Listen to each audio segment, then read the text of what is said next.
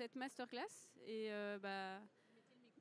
merci d'y assister. Donc, c'est une masterclass d'Amandine Aftalion donc, sur le sport et les mathématiques. Donc, je vais vous faire une assez rapide introduction. Et après, je laisserai la parole à Amandine. Donc, aujourd'hui, les athlètes de haut niveau sont scrutés sous le prisme de nombreuses disciplines techniques et scientifiques, biomécanique, physiologie, psychologie, sommeil, etc. Les athlètes sont suivis avec précision pendant leur préparation, mais les données précises qui sont nécessaires à la compréhension et l'optimisation de leur performance ne sont en général pas mesurables pendant les compétitions. Par exemple, la prise de mesure peut nécessiter un prélèvement ou le port par l'athlète d'un dispositif électronique. Sur des courses d'athlétisme, il y a certains systèmes, par exemple GPS, qui peuvent permettre de mesurer plus ou moins précisément la vitesse des concurrents. Ça permet de connaître la performance effectuée par l'athlète tout au long de la course, mais des variables physiologiques comme le rythme cardiaque ou la consommation d'oxygène ne sont pas mesurables en temps réel. Et c'est ici que vous intervenez, Amandine. Donc vous êtes directrice de recherche au CNRS et vous développez et résolvez des modèles aux équations différentielles qui permettent une simulation numérique de variables non mesurables, donc telles que la consommation d'oxygène. Si ces méthodes sont tout à fait classiques en physique, en chimie ou en biologie, le recours à la simulation numérique pour l'étude de la performance reste inédit et pourrait aider à une meilleure compréhension d'un phénomène complexe et multifactoriel. Donc c'est de ces travaux dont vous allez nous parler aujourd'hui. Et j'ajoute également, si le sujet vous intéresse, qu'Amandine a publié un livre donc, au CNRS Éditions qui rend accessible de nombreuses notions mathématiques et physiques pour une meilleure compréhension de la pratique sportive. Donc il est là si vous voulez voir. Voilà. Et je vous laisse la parole. Merci beaucoup. Merci beaucoup. Bonjour à tous. Donc, je vais vous parler de performance. Oui, mais ça, je crois qu'il faut que vous ayez des écouteurs. Moi, je ne règle pas le micro. Donc, je ne sais pas si le service technique peut mettre le micro un tout petit peu plus fort. Mais ça... Parce que les gens font signe qu'ils n'entendent pas. C'est pour ça, s'ils peuvent augmenter un tout petit peu le son. Donc la question dont je voudrais vous parler, c'est en course à pied, comment ajuster au mieux sa vitesse. Donc évidemment, le but, c'est d'aller le plus vite possible, sachant que le stock... moi, je ne peux pas parler plus fort que le POPB, donc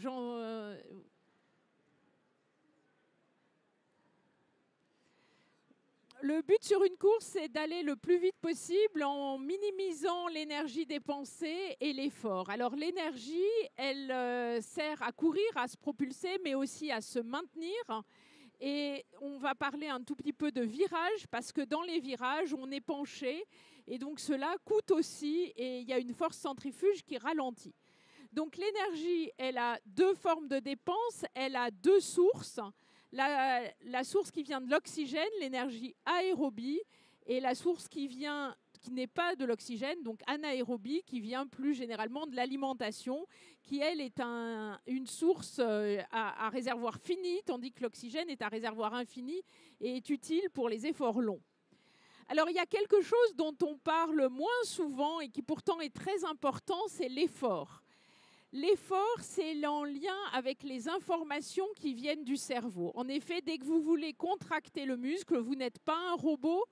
Donc, vous avez deux particularités en tant qu'être humain.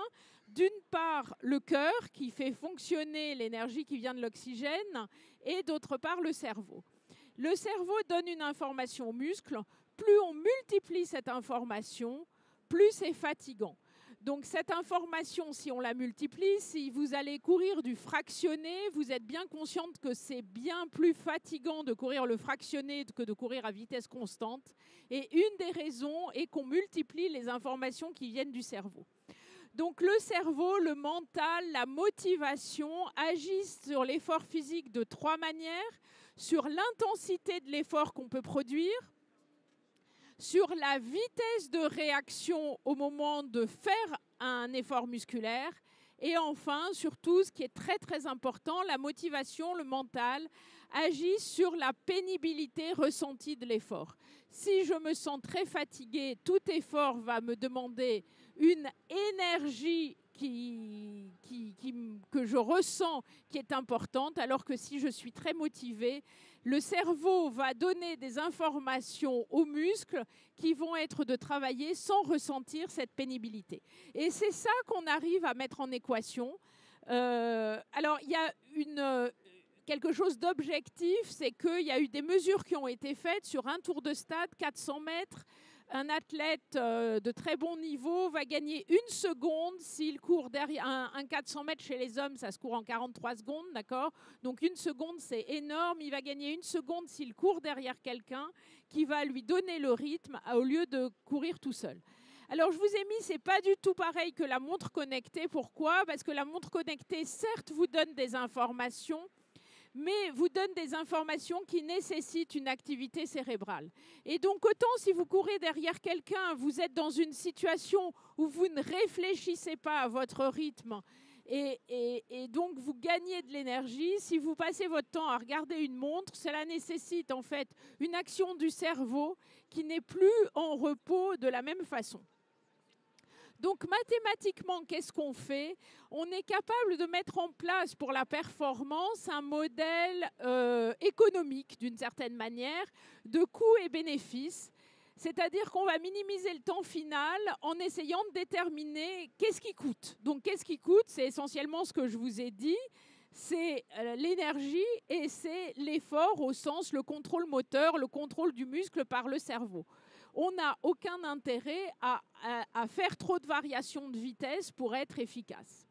Donc, pour mettre en place le modèle, on part de 3 lois. La première, c'est la mécanique, qui remonte à Newton. La deuxième, c'est bien sûr la conservation de l'énergie. Et la troisième, c'est le contrôle moteur, qui va nous donner une équation de variation de la force de propulsion en fonction d'un coût. Et donc, le modèle mathématique permet de calculer à chaque instant, pour une distance donnée, pour un athlète donné, sa vitesse, son énergie et sa force de propulsion. Alors évidemment, vous allez me dire, et c'était le sujet de l'introduction de Lisa, ok, mais comment c'est dépendant de l'athlète? Comment est-ce que je fais toutes ces mesures que bien sûr je ne peux pas faire? Donc, comme elle vous l'a dit, je ne les fais pas puisqu'on ne peut pas les faire en compétition. La seule chose que j'ai comme information sont des données de position de l'athlète sur les championnats d'Europe. Donc, on a eu les championnats d'Europe de Munich d'athlétisme. On a eu les données des Jeux Olympiques de Paris sur les courses donc en stade. Et on a des données toutes les 100 millisecondes. 100 millisecondes, ça veut dire 10 fois par seconde, on a la position de l'athlète. Donc, c'est évidemment des données extrêmement précises. Et avec ces données-là, grâce à notre modèle, on arrive à remonter en fait aux paramètres physiologiques. C'est-à-dire pour matcher la vitesse, dans ce modèle économique, on arrive à remonter aux données physiologiques de l'athlète. Alors, comment court-on le 100 mètres? C'est une des questions auxquelles les athlètes savent répondre. Ils courent le 100 mètres en accélérant pendant 60 mètres et en décélérant pendant les 40 derniers mètres ou 30 derniers mètres. Alors, quand je dis ça, souvent les gens disent « Ah oui, ils passent la ligne d'arrivée moins vite ». Non, ce n'est pas juste la ligne d'arrivée.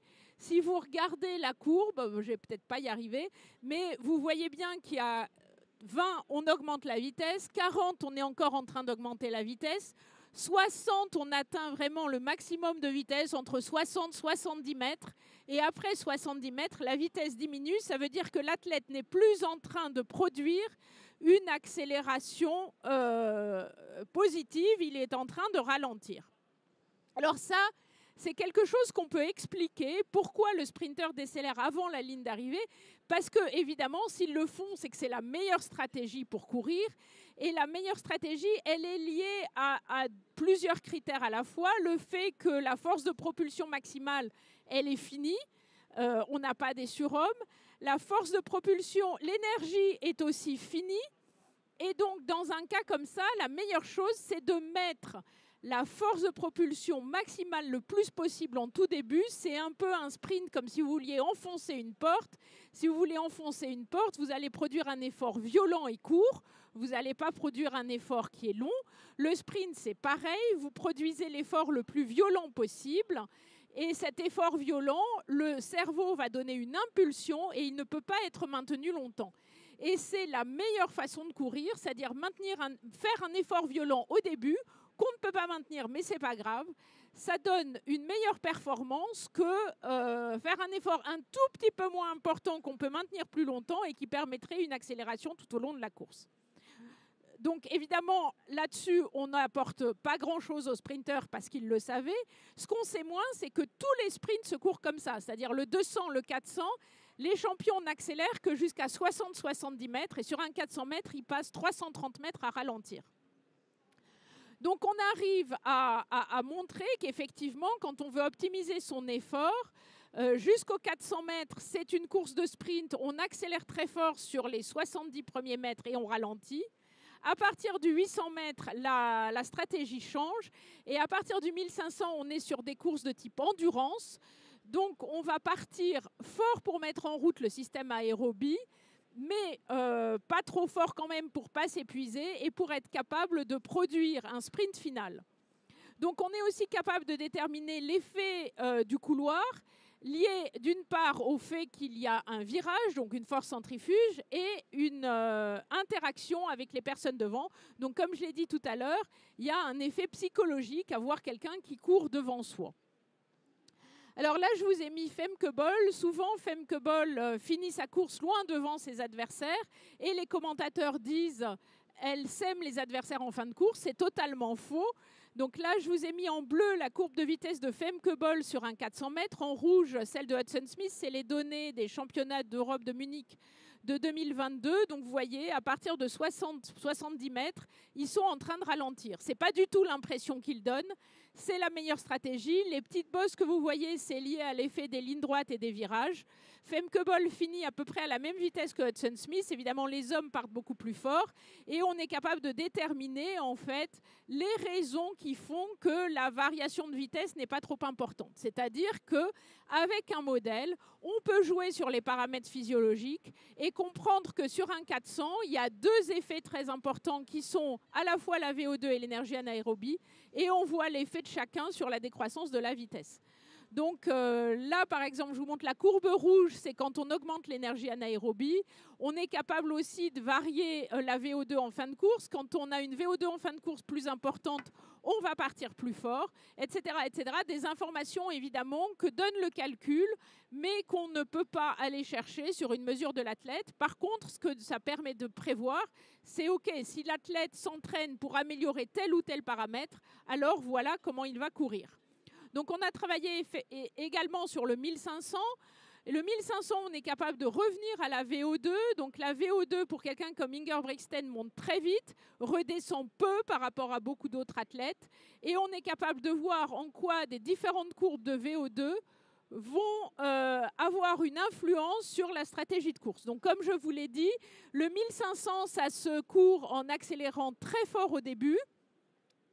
Et en fait, quand un athlète a une VO2, une cinétique de VO2 qui est rapide, il va pouvoir accélérer moins fort. C'est pour ça que certains champions ne sont pas les premiers à partir. Au contraire, quelqu'un comme Ingebrigtsen, sa meilleure stratégie, c'est de partir en dernier d'une certaine manière et de doubler vers la fin parce qu'il a une cinétique de VO2 plus rapide. Donc tous ces paramètres physiologiques, on les a dans le modèle, on peut les comprendre et voir leur influence.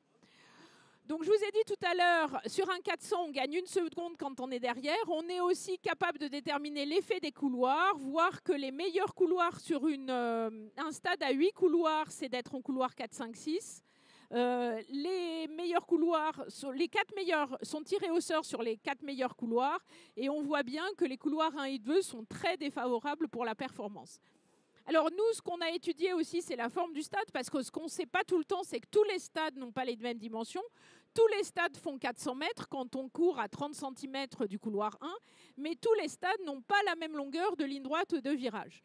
Donc le stade dit standard a un virage de 36,50 mètres, c'est-à-dire une largeur de stade de 73 mètres. Ça permet d'accueillir un terrain de foot à l'intérieur et du coup, on a une ligne droite de 84 mètres.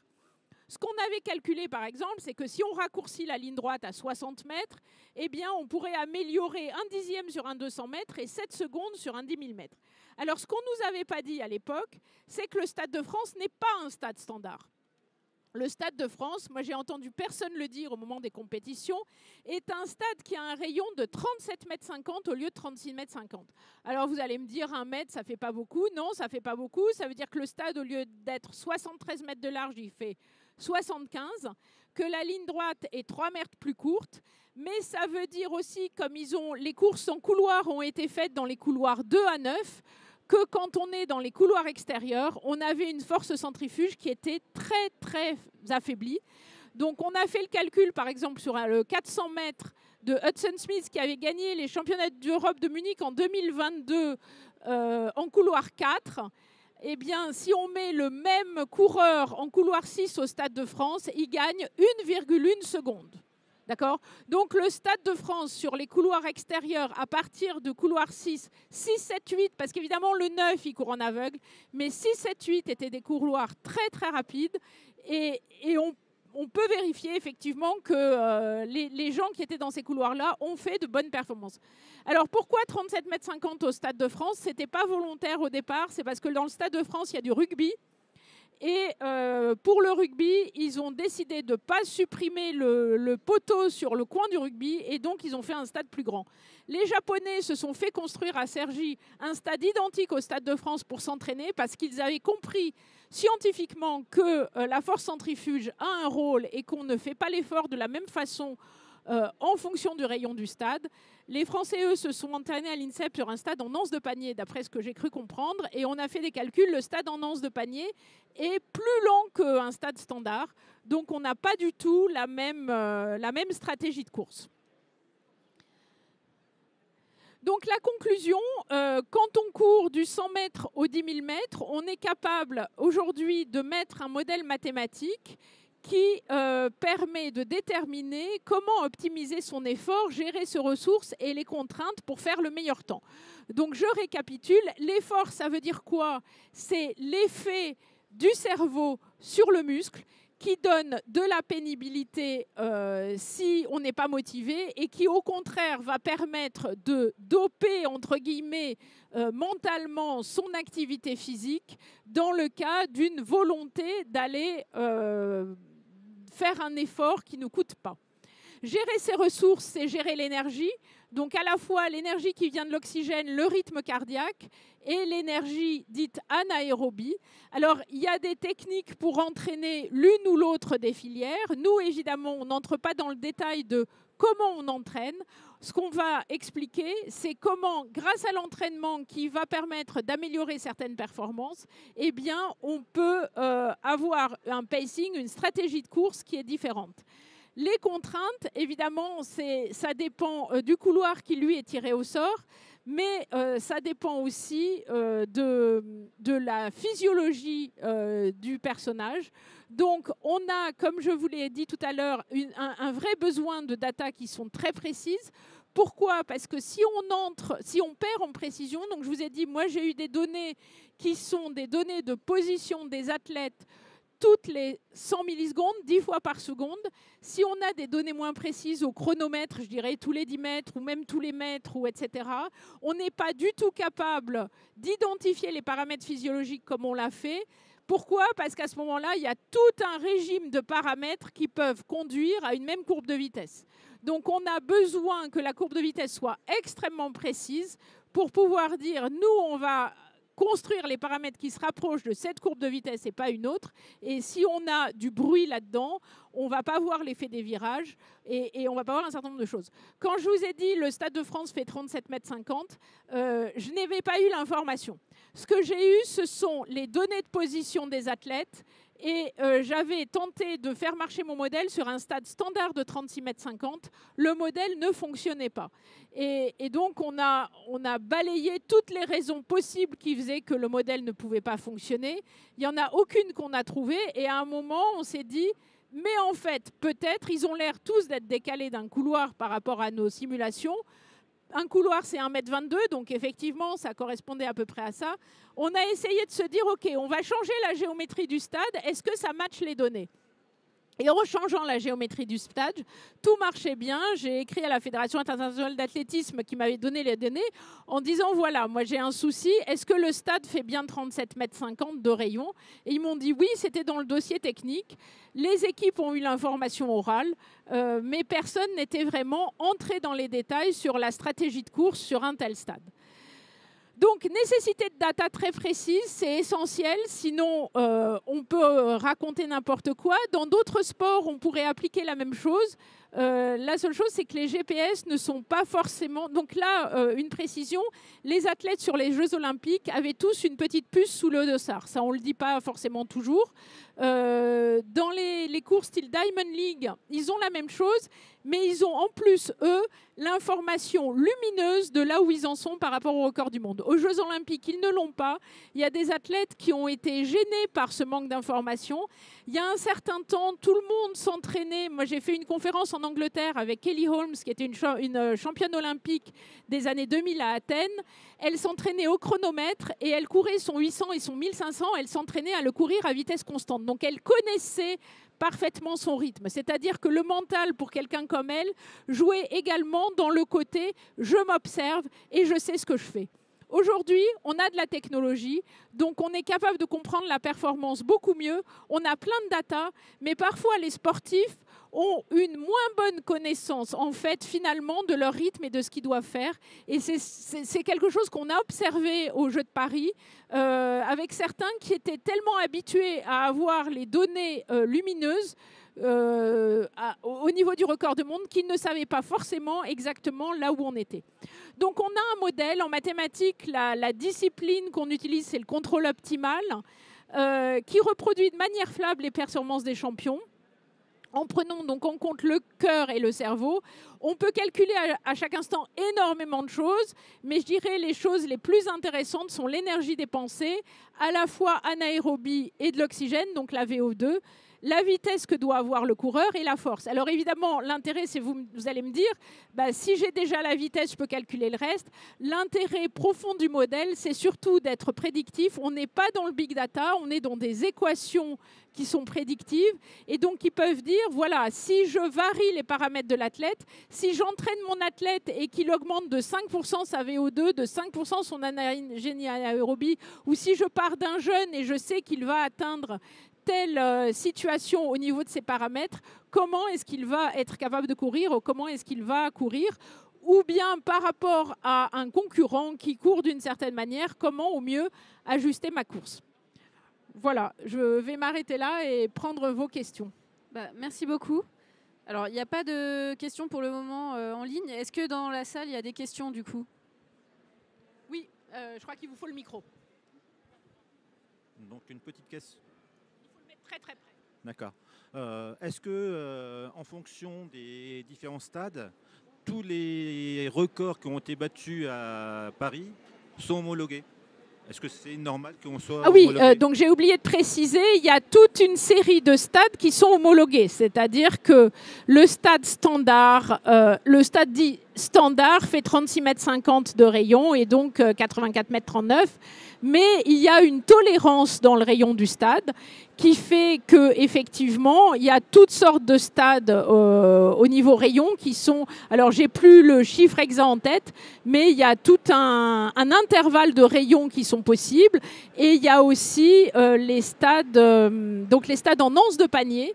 En anse de panier, vous avez 3 rayons. Donc, c'est 34, 51 et 34. Et donc 34, c'est très petit, c'est pour ça que les stades en anse de panier sont mauvais. Ils sont homologués aussi. Il y a longtemps, on construisait beaucoup des stades en anse de panier. En particulier en France, on a beaucoup de stades en anse de panier parce que ça contient le rugby. Donc on est un pays de rugby. Donc on construisait en général le foot, le rugby, l'athlé sur une même enceinte.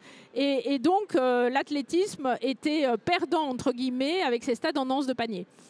Donc aujourd'hui, je dirais le Stade de France, ça ne s'est pas fait sur une décision je dirais positive parce qu'ils pensaient que ça allait être plus rapide. C'était juste pour que le piquet de rugby ne soit pas pris sur la piste d'athlétisme. Mais il se trouve, et les gens ne s'y attendaient pas, que c'est finalement plus rapide que le stade de Budapest ou le stade de Munich, qui eux sont standards.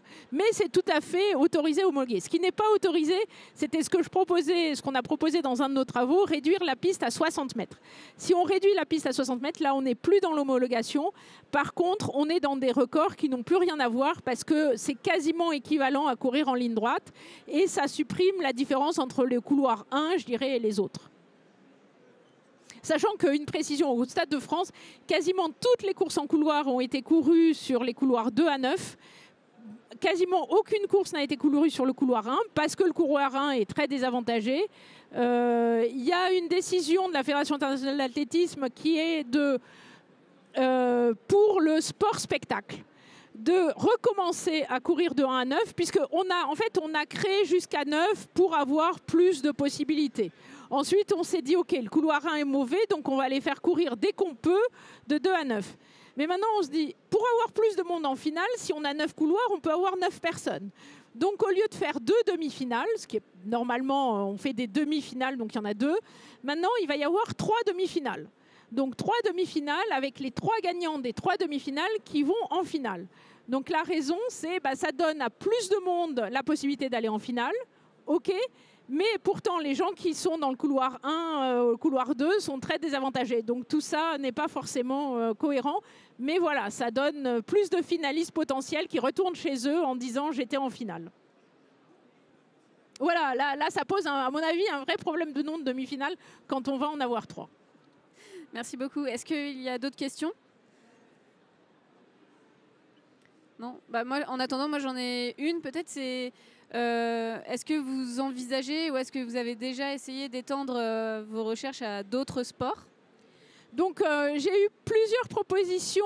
Il y a beaucoup, évidemment, avec la perspective de 2030, beaucoup de questions sur le ski. En ski, il y a la topographie est très importante. Le skieur peut choisir les endroits où il passe, tourner serré pour aller plus vite, mais avec le risque de chute ou tourner plus large. Donc là, je dirais la difficulté est qu'il faut avoir pour nous une topographie très précise. C'est un peu le problème qu'on avait eu sur les hippodromes. On a été capable de faire des choses sur les hippodromes quand on avait une topographie très précise de l'hippodrome, comme à Chantilly où on avait un plan d'architecte. Quand c'est à Longchamp, que c'est sur du gazon, que la piste change tous les jours en fonction de la pluie et de la boue, c'est plus compliqué. Donc le ski, pourquoi pas. On a eu beaucoup de demandes, surtout que j'étais à Grenoble il n'y a pas longtemps, savoir est-ce que le modèle pourrait marcher pour le ski. Et il y a après la question d'avoir un GPS qui fonctionne bien. Par exemple, la question s'était posée sur l'aviron. Et en aviron, il y a un mouvement du bateau qui n'est pas complètement régulier et qui fait que c'est très compliqué d'extraire des données GPS une vitesse qui est cohérente avec notre modèle, je dirais. J'ai juste une question en tant que sportive, disons, pas du dimanche, mais presque. En fait, comme beaucoup, je pense, dans la salle ici, on pratique pour certains, en tout cas, un sport, en club ou pas. Parmi les 3 critères qui sont évoqués, vitesse, énergie, force et surtout le mental, quel est selon vous le critère qu'il faudrait vraiment mettre en avant pour un sportif qui ne soit pas un sportif de haut niveau? Parce que votre étude est vraiment basée sur les sportifs de haut niveau, ce qui est normal. Pour les autres sportifs, selon vous, quel est le critère incontournable? Alors, comme il n'y a pas un profil je dirais, même dans la salle, il n'y a pas un profil de sportif, donc c'est très compliqué. Je ne vais pas vous dire d'aller courir vite si vous avez un corps fragile. Là, vous allez revenir demain vers moi en me disant, ça va pas, je suis allée voir le médecin et je vais pas bien. Je dirais, il y a quelque chose d'essentiel dont les gens ne sont pas forcément complètement conscients. L'essentiel, c'est le mental. C'est-à-dire, sans mental, vous ne partez pas faire du sport comme il faut. Alors, si je vous le dis, vous allez me croire. Ce que je peux vous dire en plus, c'est que ça se met vraiment en équation. Moi, j'ai travaillé au départ avec des neuropsychologues de l'hôpital de la Pitié-Salpêtrière à l'Institut du cerveau et de la moelle. Eux, au départ, ont mis ce modèle en place du mental pour des patients en déficience de dopamine. Donc c'était sur des expériences au tout départ de gens qui tapaient avec un marteau pour faire monter le plus fort possible pour faire monter la récompense, et ils gagnaient une récompense. Donc si vous allez faire du sport, il n'y a pas vraiment de récompense, vous n'allez pas gagner 1 euro à la fin si vous faites un meilleur temps. La récompense, ça peut être d'en parler à vos amis, de votre satisfaction personnelle, votre bien-être. Après, tout dépend ce que vous cherchez. Si c'est perdre des calories, aller faire un temps, aller mettre vos datas sur les réseaux sociaux pour les partager. Donc forcément, les filières énergétiques sont essentielles pour aller faire une performance. C'est-à-dire qu'il faut avoir un bon rythme cardiaque, il faut avoir une filière anaérobie bien développée. Mais ce qui fait souvent la différence au niveau du finish, de ce que vous allez arriver à faire un jour par rapport au jour précédent, ça va être votre motivation pour aller faire de l'exercice. Et il faut qu'elle soit profonde pour aller plus loin. Est-ce qu'il y a d'autres questions ? Alors moi j'en ai encore. Du coup, qu'est-ce que vous pourriez entrevoir comme paramètres pour encore enrichir vos simulations ? Est-ce que vous aimeriez étudier de nouveaux paramètres de la performance ? Je dirais, c'est le principe de la science, on peut toujours aller plus loin. Dans l'état actuel, je dirais, de la course à pied, ce qu'on a fait donne vraiment beaucoup d'indications intéressantes. Alors après, on pourrait rajouter là-dessus un modèle de foulée, parce que les athlètes n'ont pas tous la même foulée et n'ont pas exactement la même foulée sur toute une course. Mais ça, voilà, on entre dans des spécificités vraiment très importantes. On pourrait également, ça c'est quelque chose que j'aimerais faire, prendre en compte l'état du sol. Alors évidemment, ça ne joue pas sur une piste d'athlétisme parce que même si on dit que la piste Mondo Violette Purple de Paris était rebondissante rapide, donc les pistes sont quand même relativement équivalentes, mais si les gens partent faire des trails ou courir en forêt, ou etc., là l'effet du sol joue, l'effet de la chaussure aussi. Mais en général, nous, comme on a travaillé sur des champions, on part du principe qu'ils ont à peu près tous la même qualité de chaussures, même si aujourd'hui, ce n'est pas totalement vrai. C'est-à-dire que il faut savoir que dans les compétitions, au niveau de la Fédération internationale d'athlétisme, il y a quelqu'un qui est missionné pour aller vérifier les chaussures de tous les athlètes. Puisque aussi bien il y a des critères pour le stade, il y a aussi des critères pour la chaussure, sur l'épaisseur de la chaussure, sur le type de matériel, alors je ne suis pas du tout spécialiste, mais qui est à l'intérieur de la chaussure. Et ils n'ont pas le droit de venir courir avec un prototype qui est quelque chose de pas vendu. Donc il y a quelqu'un de la Fédération internationale d'athlétisme qui, pour tous les athlètes qui entrent en compétition, vont aller vérifier les chaussures. Voilà, donc moi je ne suis pas entrée dans la modélisation de la chaussure parce qu'à nouveau on n'est pas dans la foulée, mais ça fait partie des choses qui pourraient entrer dans le modèle. Oui ? Bonjour, j'ai une question. Je me demandais, est-ce que vous pourriez prendre en compte la nourriture aussi, ce que mangent les athlètes, etc. Est-ce que vous prendriez en compte la nourriture aussi que consomment les athlètes avant les courses, etc.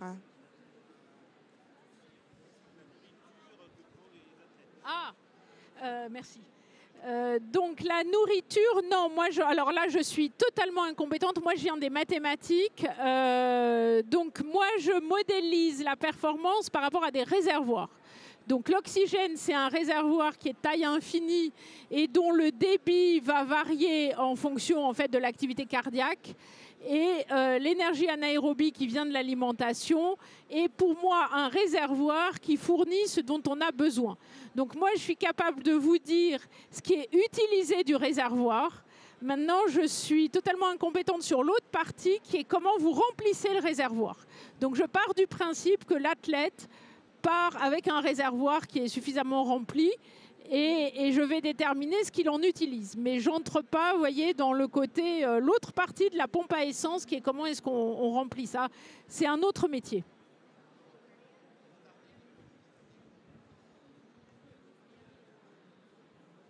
Allô, vous m'entendez ou... Oui. Ah, c'est bon. En fait, j'avais une question par rapport aux performances des athlètes, etc. Il faut rapprocher le micro. Faut que je rapproche. J'avais une question sur les performances des athlètes, etc. On a vu qu'il y avait plein de paramètres qui rentraient en compte dans leurs performances, comme la vitesse, l'énergie, la force. Maintenant, je voulais vous demander, est-ce qu'il y a une morphologie qui est plus adaptée et qui est plus performante que d'autres, ou bien absolument pas? Est-ce que vous pouvez me dire? Oui, ça fait partie des choses. Donc nous, dans notre modèle, la première partie du modèle, on identifie, au tout début, on identifiait l'athlète à un point matériel. Donc évidemment, on l'identifie à son centre de gravité et ce qu'on voulait déterminer, c'est la vitesse du centre de gravité pour comprendre à quel moment, en fait, devait être mis l'effort important dans une course plus ou moins longue. Ensuite, quand on a voulu comprendre les virages, on a fait un peu mieux. On s'est dit, c'est une tige qui penche. Donc en fait, quand on dit il penche, ça se voit pas tellement à l'œil nu. Selon les stades et le couloir, il penche entre 10 et 15 degrés. Donc c'est pas beaucoup, mais c'est quand même notable puisque la force centrifuge, c'est à peu près le tiers du poids quand on est en couloir 1. Donc le tiers du poids, c'est la force qui vous tient debout, c'est beaucoup.